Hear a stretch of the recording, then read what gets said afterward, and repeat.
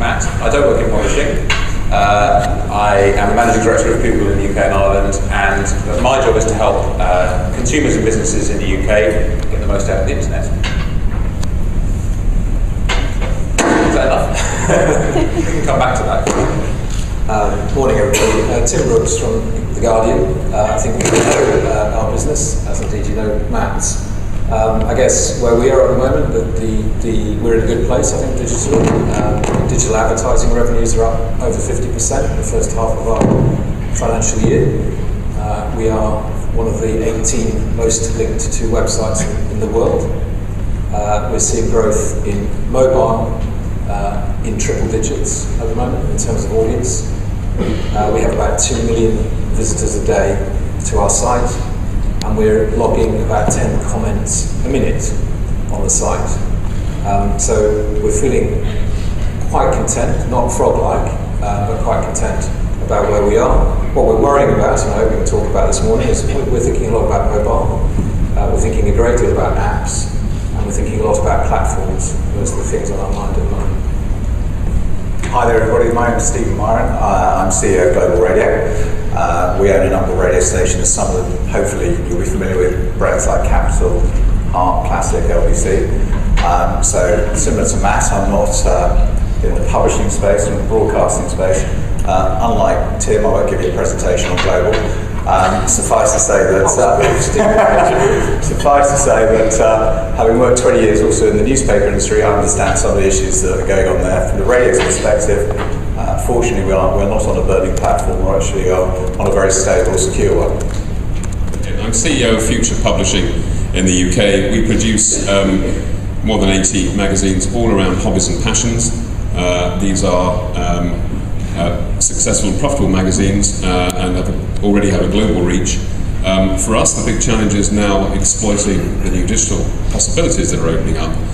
We already generate a lot of our ad revenue from digital markets, but the interesting challenge now is to produce entirely new editions for iPad and other channels to new markets, and the AXEX presentation was entirely relevant and the sort of things we talk about all the time. Well, actually, I wanted to ask you to kick off with that, your response. The most salient points for you then regarding the AXEX presentation. Matt? Well, it was about print mainly, so a longer point of view. I think it's great to see a very strong point of view, a very strong point of view, I thought. One thing I would dispute though, I think online you can do a lot to understand how people are engaging with your content and improve what you're doing through the data that comes. So what I love about online is the art and science of trying to think about what will engage readers and then using the science of the data that comes through to improve the site. So I think I would differ with him there. The other thing I think that's coming to online is obviously a more diverse range of screens. So the iPad, we'll talk about iPad maps I'm sure, and mobile phones with apps, and actually televisions with that kind of content on as well. So I think there's a lot more happening digitally to come. And also the other thing I'd say is HTML5, which is going to allow us to have much more engaging web pages.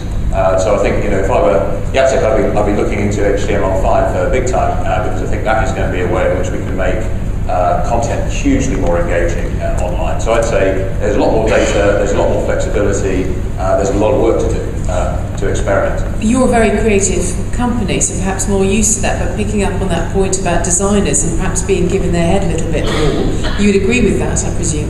I think give designers more space to experiment and give them data and hold them to that data. I think one of the big opportunities of online is to kill the hippo. So not to kill the newspaper industry, but to kill the hippo, which is the highest paid person's opinion. And get away from a point of view which is asserted and then not argued against, and have a point of view which is strong but then is tempered with the data about what people actually do.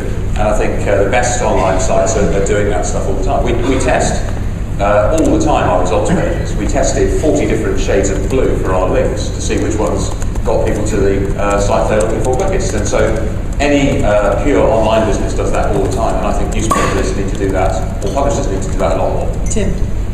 I agreed with almost everything Jacek said. We won the world's best design newspaper in 08 and 09, so we're kind of on the same page, I think. So where's the almost come in then? Almost everything, because I can't remember every word that he said. I think his points are extremely pertinent for print people trying to make the transition, and there's no disguising it. The transition is painful because you're asking people to unlearn habits and learn new habits, and that's always testing. I do think it's a very, very interesting period we're going into now around designing for tablets. I listen to a lot of print designers, nothing wrong with the work in print, but they are talking about tablets as though it's a way of them porting their skills across to a new environment unblemished by change.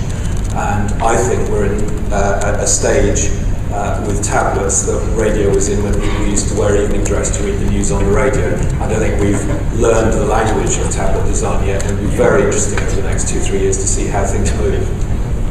Okay, Stephen?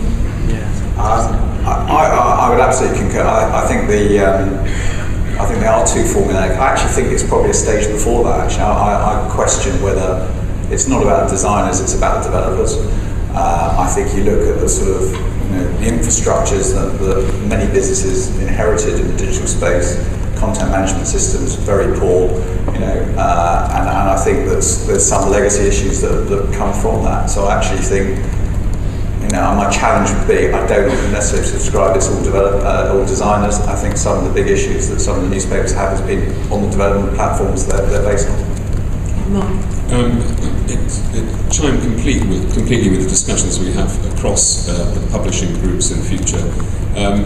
What we've been trying to do is stand back and say that we are in a business which produces content and has a lot of skill sets around visual presentation, around packaging, and can you remix those and start to really produce engaging, compelling packages for the new distribution channels, and that's what we're trying to do, and I think that was exactly one of the key messages. So, and you do see designers and writers rising to that challenge to realise they have to present the information in a different way for a digital environment.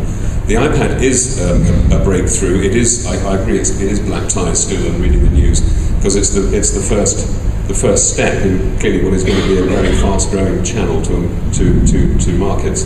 But there are going to be 15 million Apple iPads out there this year, which is a lot of Christmas presents, particularly in the US for grandmothers and grandfathers. So these are growing markets, first of all. Secondly, the other big thing about the iPad from where we're sitting is we are seeing a change in the commercial model, because what we're seeing is that people are prepared to pay, and that is a big step forward. Pay for content, or pay for content, not just for the machine for the Christmas presents? Yeah. No, to pay. They are prepared to pay the charges, cover prices for single issues and subscriptions. Would you all agree with that? Yeah, I think the iTunes payment platform is incredibly powerful, and you're seeing publishers taking advantage of that. I think the same kind of payment platforms on mobile phones will be a big enabler of subscription-based content, micropayments. And one of the issues with mobile phones is that aside from the Apple platform, there isn't a common payment standard available. I think every consumer wants that and every business wants that, but the structure of the industry is kind of acting a little bit against that. But I think it will have to come with those two pressures. Payment on TV. We're now used to paying on TV. At least 10 million Sky households are, and so we've got 3 screens there where you can start to see payment models coming in.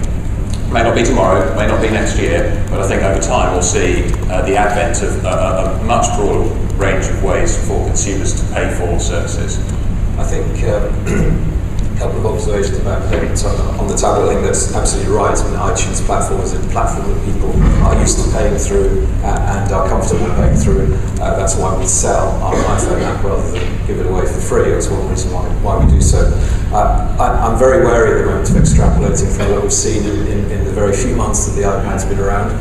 There's only about 300,000 in the UK. They all belong to people who think nothing of spending £400 on a piece of kit, and therefore are not sure that their early behaviour is extrapolatable, and I'm not sure that I would read too much into what we're seeing at the moment.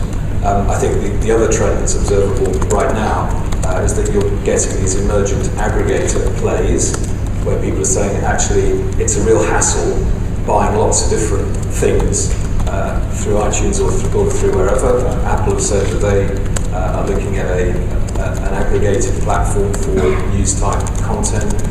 There's Ongo, which has just got funding, a California startup funding from the Washington Post and the New York Times, who are looking to aggregate and provide a subscription product with a lot of print product inputs. I think we'll see a lot of this over the next few months, for the reason Matt gives, which is that buying stuff through these devices at the moment is a pretty chaotic market.